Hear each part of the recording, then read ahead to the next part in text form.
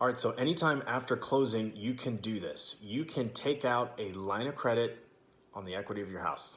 Okay, it's called a home equity line of credit, or a HELOC for short. The equity, by the way, is the value of your home that's not tied up by the loan.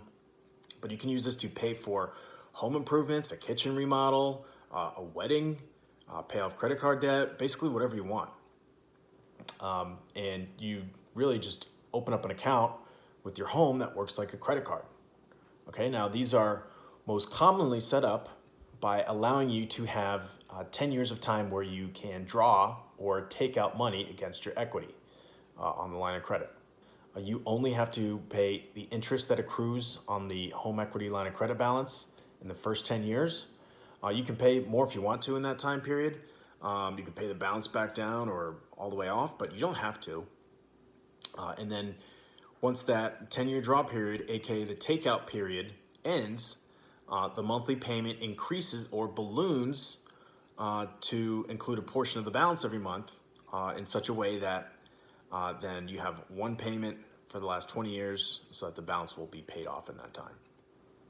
A couple big benefits to this loan. You've got lower closing costs than a standard first trust mortgage. You've got much more lenient underwriting standards. These are easier to get and set up usually. Flexible payment options, but you still do need equity in the house to get this. Okay, there's different rules per lender, but I usually see 80 to 90% as the most common maximum combined loan to value ratio limits on these. So that's usually referred to as a CLTV, meaning it adds up or combines the balances of all loans on the home and divides that by the home value. Okay, so if a lender said that 80 was the CLTV max, then your main mortgage plus your HELOC couldn't go above 80% of the value of the house.